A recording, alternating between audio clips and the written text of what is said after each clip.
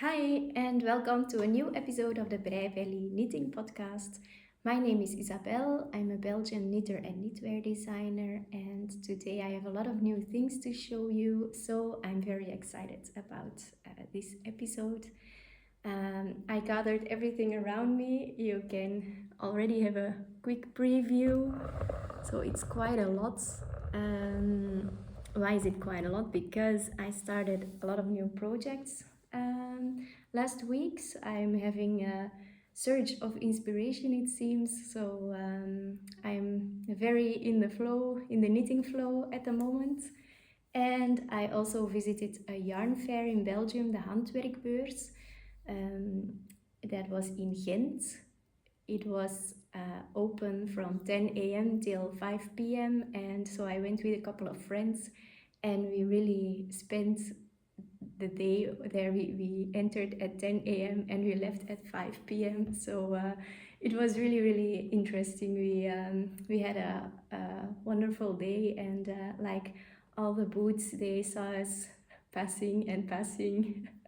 Like in the end, we knew everybody on the fair. It was we had a really, really great day.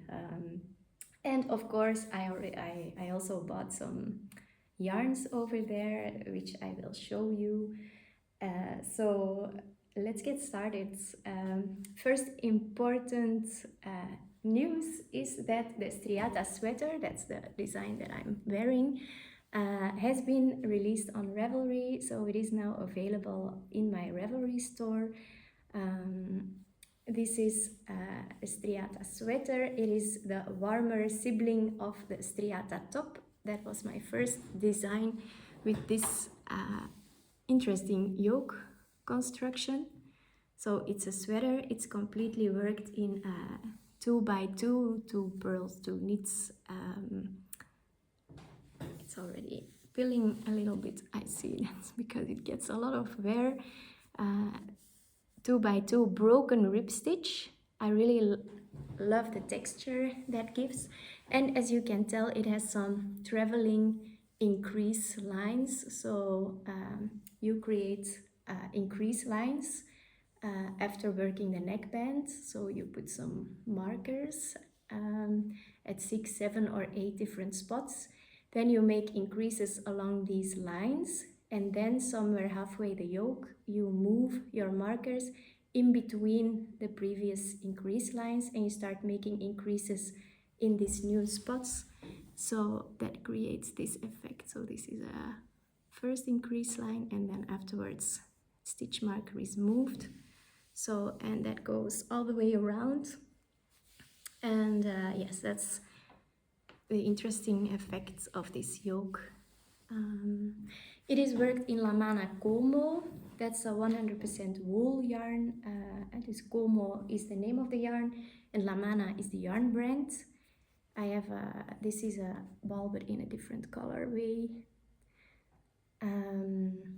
It's not sponsored, but I'm a big fan of this yarn. It's very lightweight, and yeah, it's a pleasure to wear. It's not itchy. It's very light, but still warm, as it's 100% wool. So I think the best result for this design is also to use yarn that is kind of lightweight, that's not too heavy. There were some test knitters that used different yarn combinations, or that combined merino strand with a strand of silk mohair, for example. It's also perfectly possible, but it tends to get a bit tighter, I've seen. Even though the gauge and positive ease are the same, yeah, it's the fabric is more dense, and yeah, I prefer the more lightweight yarns for this type of garment. So good news, it's now available on Ravelry, and I hope you will like it as much as you liked the Striata top, which has been my most popular design until now. This Lamana Como, maybe I can already mention that it's from Mintjes Breidomein. That's a Dutch yarn website. It's an indie seller, or it's a one-woman business, but unfortunately I read that she will stop her business, and so she had some balls and some accessories available in the web shop, and she sold it with a discount of 50%.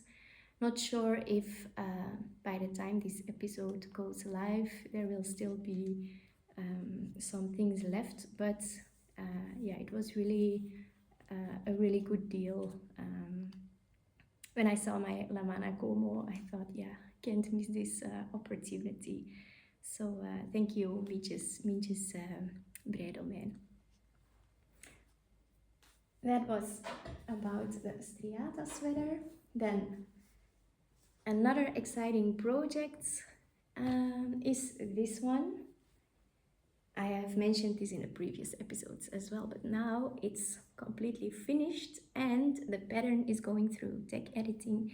So a test call for this one will come very soon, probably by the end of this week, and that will be by the 25th of November, if you're watching this episode a bit later, and it's the year 2023.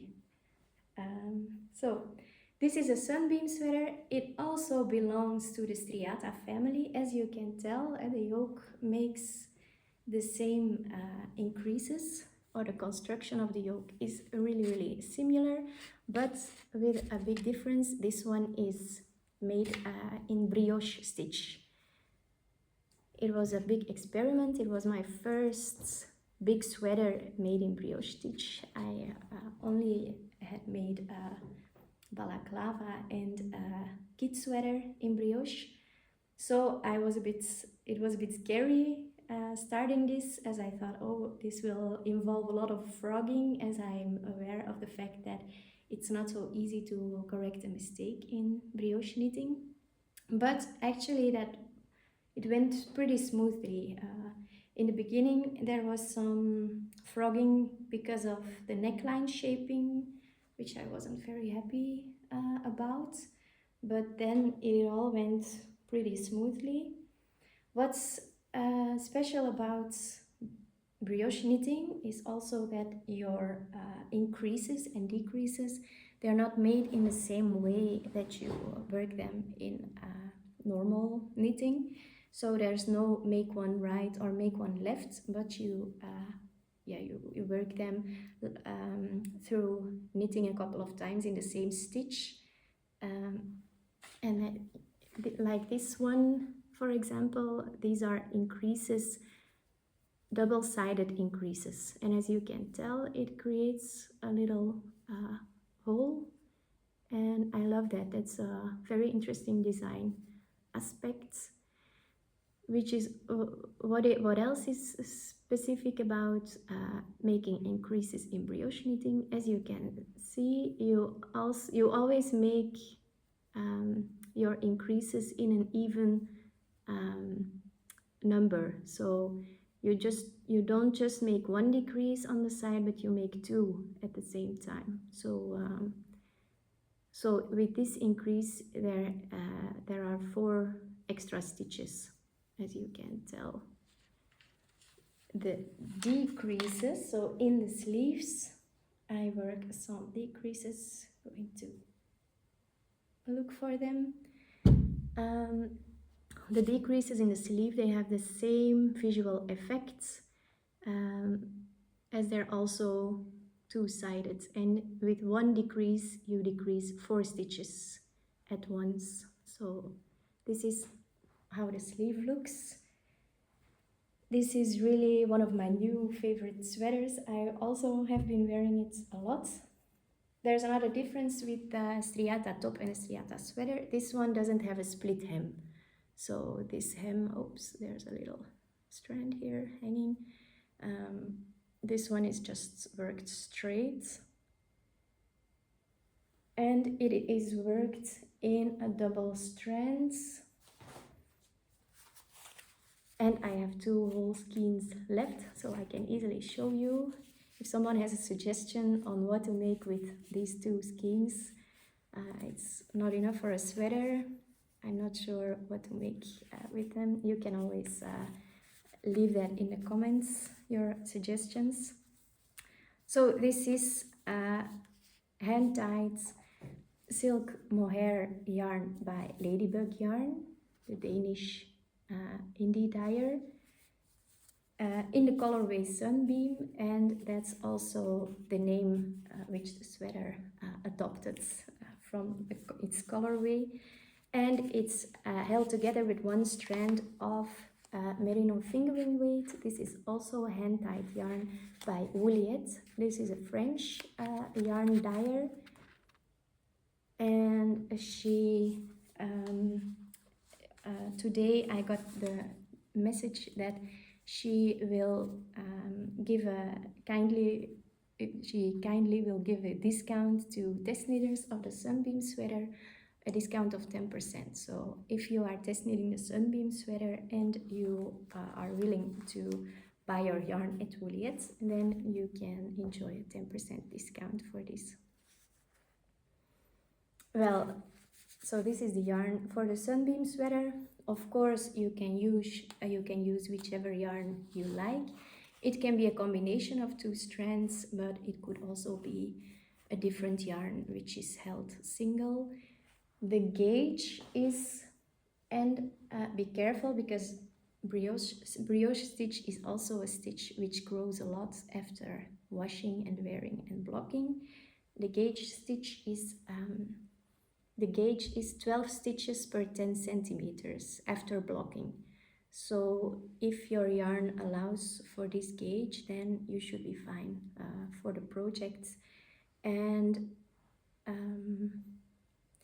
as a designer, I would love to see someone making this sweater in a two-colored brioche. I've never done that myself before, but if you are an adventurous knitter who would like to try that, then I would very much appreciate it. So test call coming soon, please stay tuned. My test call will be published on my Instagram page, Breibelly. So that was it about the Sunbeam sweater. I have some smaller projects, own designs, which I've been working on last couple of weeks. And the first thing I made are a couple of fingerless mittens. I will show you. If you watched the previous episode of my podcast, then you could hear me talk about the Shetland yarn that I had in my stash and that I loved very much because of its colorwork properties.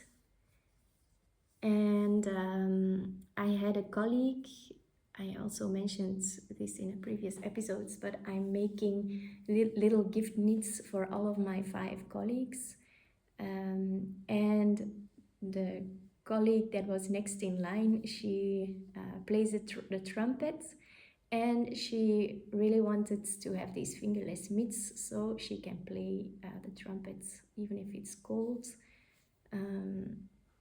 And she sent me some pattern examples, things that she liked, and it was with a lot of color work.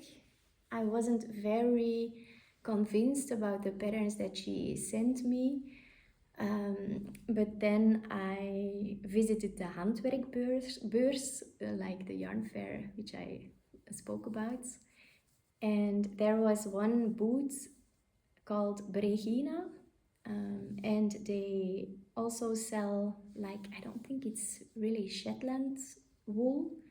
I didn't really see that, but they sell these little skeins of a rustic colored yarn. I have one over here. It doesn't really look like Shetland yarn, but it is pretty similar and very suitable for color work. And they also sell these little yarn bundles to make mittens with a lot of color work in them. As I had a lot of Shetland yarn at home, I wasn't interested in buying more yarn for these colorwork mitts. They only sold the pattern with the yarn, so that's why I looked up patterns on Ravelry, but I couldn't really find anything that really suited me. I think that might be because of my poor searching skills on Ravelry. I can't imagine there aren't a lot of these type of designs out there in the world. But as I wasn't very successful, I thought, yeah, well, let's just draft some mittens of my own. And well, I'm pretty happy with how they turned out. So this is mitten number 1, and mitten number 2 is in progress. So I already finished the top, and the thumb just needs a couple of more rounds. You can also clearly see the difference between the blocked one and the unblocked one, maybe not in this light. And as you can tell, I have a lot of strands left to weave in. I can show you the inside as well, if that would be interesting to you. So I think tonight in front of the television I will enjoy myself by working all these threads. So this is how the inside looks. As you can tell, like these floats, where are the long floats? These are the longest floats, I think. These are 7 stitches. I decided not to catch the float, as I think it's not uncomfortable. And with the first mitten, which is completely finished, it doesn't bother the little floats on the inside. So this is a pretty quick knit, and it has a pretty simple construction as well, because you just work straight, then you make some increases, you take off the thumb like you would take off a sleeve while knitting a sweater, and then you just knit straight again, you just bind off, you pick up some stitches for the thumb, and you're done. So it's not very hard to write out this pattern. I already charted the color work, so I will be writing this pattern pretty soon. But first my focus is on the Sunbeam sweater, and then afterwards I will start writing these. So if you are interested in test knitting, please let me know. I will make them, or the pattern will be written in 2 sizes. This will be the size small and medium, and then I will make a size large as well, which has 1 pattern repeat of 8 stitches more. It will be also a little bit longer, and the thumb will have a little bit more space. The length of the finger part here, of course, you can adjust. You can easily adjust by just knitting a few more rounds if you would wish. So what else is there to mention about this little project? Well, I did buy 2 little balls of yarn at Bregina at the Handwerkbeurs, like this yellow one and then this blue one, and I ended up using this blue like as the main color. That I didn't anticipate on doing that, but yeah, I just ended up like that. So while working number 2, I started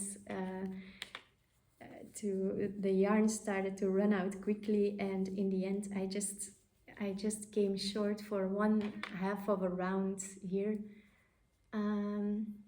in the end. So it was a serious game of yarn chicken, and I lost by a couple of centimeters. But yeah, of course, it doesn't show that the blue part ends on one half of the mid. It ends a bit earlier. But while for writing the pattern, I might just have to, for people who would like to use these mini balls of yarn, I might just have to make some little adjustments so that also for the size large, you like this one ball of yarn is enough also for the background color.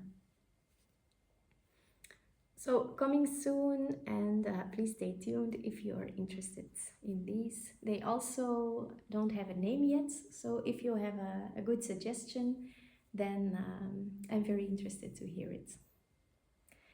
Then there's another little or small project which I finished, and this one is a very cute one, I think, because it has been knitted in my mind like for over a couple of 100 times, and now I finally finished it.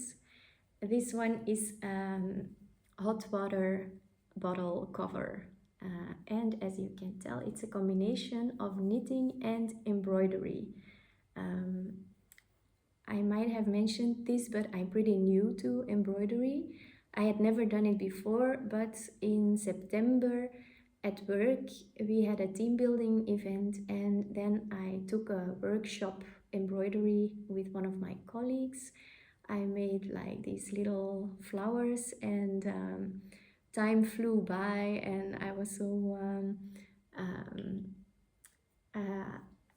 disappointed that the workshop time was already up and I didn't complete my work. So I just ordered this little set of embroidery threads, and then I could finish the little flowers that I started in the workshop.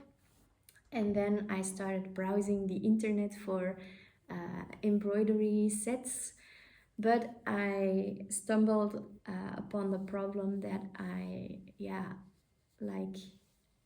already have a lot of things going on with my job, the kids, this knitting obsession, and then I thought, yeah, is it really time to start a new hobby right now? So I didn't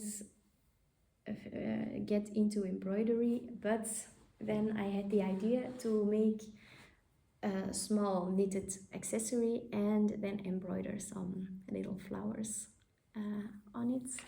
So this is the results of that idea, and I'm pretty happy with how it turned out. Really like the little flowers. This is also a very, very good yarn. I bought this in Bremen when I was there in summer in a small yarn shop with a lot of beautiful yarn brands, not the typical commercial brands you could find there. And this one, like this is the same but in yellow. This is called Titus by Baa Ram Ewe. No, not sure how to pronounce that. It's from the UK, and they are 70% British wool and 30% UK alpaca. And it's very fluffy, it's light, it has a very qualitative feel to it. And also when I knitted it up, so this one is made on 3mm needles. You don't want the fabric to be too loose if you want to embroider upon it. And it just feels so soft, and it's probably the alpaca. And yeah, I love it has like a luxurious look to it, in my opinion. Well, this was also the first water bottle cover that I knitted. So it took me some retries. It's a good thing that it's such a small little project, so it's not too complicated to start over.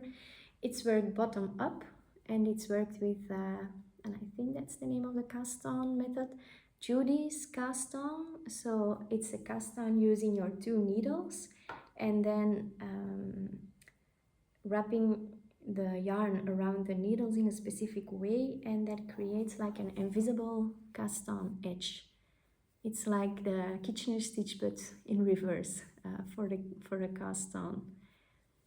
So I cast on some couple of stitches, and then you work some increases to create this beautiful increase edge, and then you just work straight up until here. Then you stop to add the flowers, because if you have to do the embroidery while putting your hand in here, that's very complicated. So I just stopped over here, then I put my stitches on like one of these plastic little tubes, so I could easily embroider the little flowers. And then afterwards I made some decreases. Here a couple of stitches are bound off with the 3 needle bind off done on the inside, so I twisted it inside out, and then I did some bind off here, and then you work some ribbing. You have to make sure that it's really long enough, because when it stretches it gets a bit shorter. And yeah, now you can put it like this, and it's also, it might look a bit tight to get the bottle in, but as you can, I got the bottle here, like, it's not that hard to put the bottle in when it's empty. So I'm gonna give it a quick go. So that's how easy it goes in. Then you have to twist it a bit to get it right.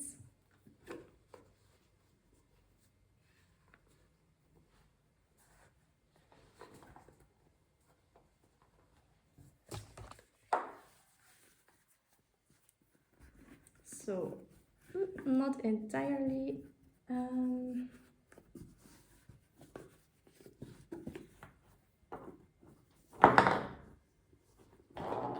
yeah.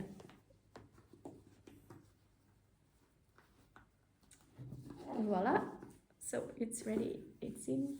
And when you fill it up, like the flowers, they do give a little texture. It's not that they're like super hard, but at first I considered embroidering the flowers on both sides, but now as they feel like little soft buttons, I decided not to do that and just to leave the back side empty. So this is the really softer side. If you take it to bed, you can keep it like this. You could also, how do you say this, put the ribbing on the inside, so yeah, of course, when it's closed, so then you don't have this hard edge, and it makes it even more agreeable to take with you to bed. So this is the hot water bottle cover, and it is called the Bloomy Night bottle cover. I will also be writing the pattern for this one, but first I'm going to write out, or I'm going to make another sample, and it will be in this yarn. I have a smaller water bottle. Do I have it laying here? No, but I will make a smaller version as well. So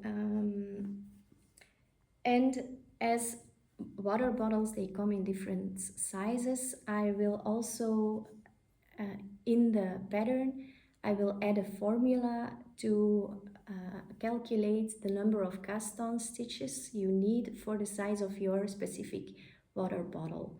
So I will put in the sizes of this one, which is pretty standard, but if yours has different measurements, you can change that. Like the shaping of the edges, that will be similar for all bottles, but it will be It's not a super complicated knit. It's gonna be a bit different for me, the pattern writing, as this one involves embroidery, so I will have to look up some of the terms which are used in patterns for embroidery. It's not super complicated. There's also this, like, you have this little technique to make the flower itself, and then you have this little technique to work a little leaf. There are a lot of YouTube video tutorials on that, so I will provide links to those. It also requires, like, yes, some embroidery thread, of course, and you need a little hoop like this to put the fabric on when you embroider the little flower. And what I also used, which was very, very useful, was it's called iso fleece, and that's like a piece of fleece. It's like a sticker. You can put it on your water bottle or your cover, and then you can draw on it. So the little flower, I could put the iso fleece on my little flower. I drew it on the iso fleece, then I pulled it off, and I could stick it. I had some technical issues. I'm back now, but my iPhone indicates that my storage is full, so I'm not sure how long I can still record this video. I'm gonna keep the episode pretty short. Therefore, I was just saying that the water bottle cover, it requires some embroidery thread, of course. You require these little hoops.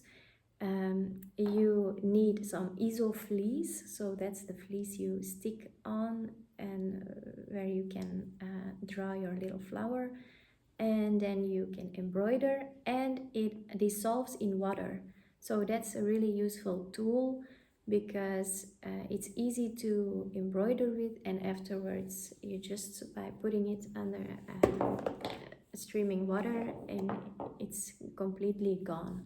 So you don't even have to put it in the washing machine. So that's everything about the hot water bottle cover. Please stay tuned if you're interested, because there will be a test call after the second smaller sample of it is ready. So I'm gonna quickly see what else I want to talk to you about. I have this pretty exciting yarn. In the previous episode, you could hear me talk about Dune. That's a yarn from Laine du Val-Gaudemar, a French yarn shop. And this is called the Dune quality. It's 30% Angora and 70% Merino. This is the ethically harvested Angora, which I talked to you about. I used it to make my biscuit heads, the test knits I did, and which I discussed in the last episode. It is such a delightful yarn, and my neighbor Stephanie, who lives in the same street and shares the same knitting passion, she wanted to order it, so then the opportunity arose to share the shipping costs, and I bought 6 balls of this pink one. The colorway is called Pompadour, which I really love, and it's so soft and fluffy. I already cast on some freestyle projects with this little cute texture, but I'm going to completely frog it, as I use 3.5mm needles, but the fluff of the Angora doesn't come out as beautifully as I wanted it. Like the hat I made in this was made with 4mm or 4.5mm needles, and that was way better for the fluff of the Angora yarn. So I'm gonna frog this completely and then make a new swatch. I do love how it looks with this texture, so I might experiment a bit with that. A good thing about this yarn is also that you can knit a lot with one ball. So this was still the first ball I was working with, and I already had like half of the yoke done. It's how many grams? 50 grams for 225 meters. So it is a pretty big ball, and you can knit you can get a long way with it. So this will definitely be on my needles in the future or the upcoming days and weeks. What else do I have? Last year I started a little Christmas sock. It's this one. Okay, I was out again. My phone doesn't allow me to continue. I'm afraid I will just quickly say that I really love this little Christmas sock by Lary Knits, and I will cast on the second one this year a bit sooner, because last year Christmas was already over once I finished the first one. And so this is like the only Christmas knits. So I will talk some more about my the yarn that I bought at the Handwerkbeurs, and about some other new projects I have on my mind, and the next time also about these beauties at Ginger and Thyme, but that will be for a next episode. Thank you very much for watching, and I hope I can solve these storage issues, so next episode will be a bit smoothly again. Thank you and goodbye.